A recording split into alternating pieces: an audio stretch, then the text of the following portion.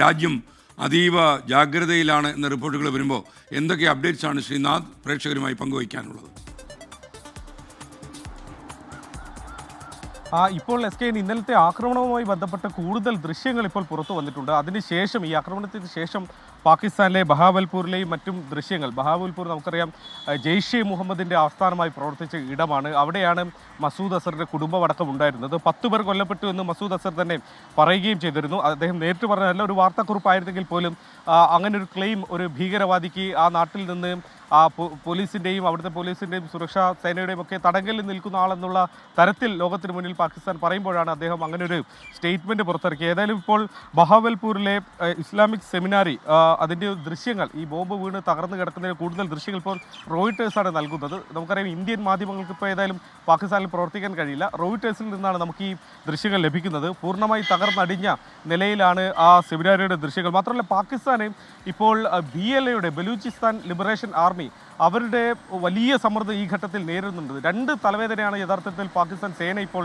അനുഭവിക്കുന്നത്. ഒന്ന് ഇന്ത്യൻ ഭാഗത്ത് നിന്നുള്ള സമ്മർദ്ദം, രണ്ടാമത്തേത് ബലൂചിസ്ഥാൻ മേഖലയിൽ നിന്നുള്ള. ഈ ഏറ്റവും ഒടുവിൽ നമുക്ക് ലഭിക്കുന്ന വിവരം അനുസരിച്ച് അവിടെ ഒരു പാകിസ്ഥാൻ ആർമി വെഹിക്കിൾ, ഒരു റിമോട്ട് കൺട്രോൾഡ് IED, ഒരു ദൂരെ നിന്ന് നിയന്ത്രിക്കാൻ കഴിയുന്ന ഒരു ബോംബ് ഉപയോഗിച്ചിപ്പോൾ തകർത്തിട്ടുണ്ട്.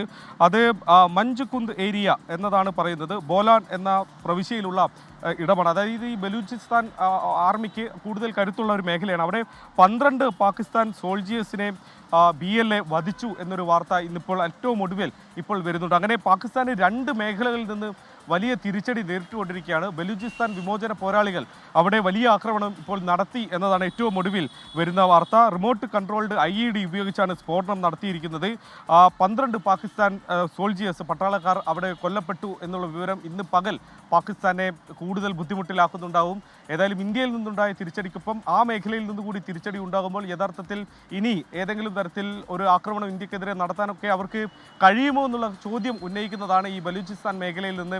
ഇന്ത്യയെ പോലെ ഒരു ശക്തമായ രാജ്യമോ ഒന്നുമല്ല, എന്നിട്ട് പോലും ബലൂചിസ്ഥാൻ ലിബറേഷൻ ആർമിക്ക് ഈ തരത്തിൽ ഒരു ഡാമേജ് പാകിസ്ഥാൻ ഉണ്ടാക്കാൻ കഴിയുന്നുണ്ടെങ്കിൽ അവർ എത്രത്തോളം ദുർബലമാണ് എന്ന് സൂചിപ്പിക്കുന്നുണ്ട്. അതുകൊണ്ട് പാകിസ്ഥാൻ ഇനി ഇന്ത്യയിലേക്ക് ഇന്നലെ വലിയ വാദങ്ങളൊക്കെ അവർ ഉന്നയിച്ചെങ്കിൽ പോലും ഒരു വലിയ ആക്രമണത്തിലേക്ക് അവർ പോകുമെന്ന കാര്യം സംശയമാണ്. പക്ഷേ അതിർത്തി മേഖലകളിൽ അവർ ഈ ഷെല്ലാക്രമണം, ഒരാൾ കഴിയുന്നത് പോലെ എന്തെങ്കിലുമൊക്കെ ഉപദ്രവം ചെയ്യാമെന്നുള്ള മട്ടിലാണ് അവർ ഈ ഷെല്ലാക്രമണം കാര്യമായി നടത്തുന്നുണ്ട്. ഇപ്പോൾ കുപ്വാര മേഖലയിലാണ് ഇന്നലെ രാത്രി കാര്യമായി ഷെല്ലാക്രമണം നടന്നിട്ടുള്ളത്.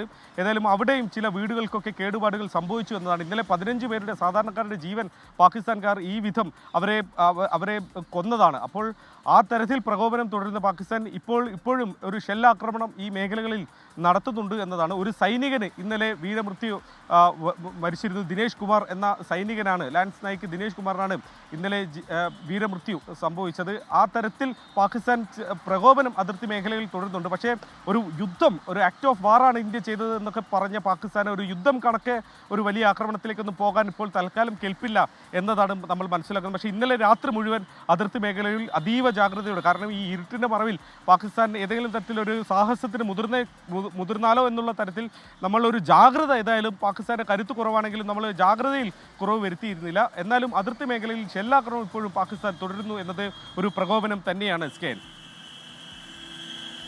ശ്രീനാഥ് ചന്ദ്രനാണ് വിവരങ്ങൾ നൽകിയത്.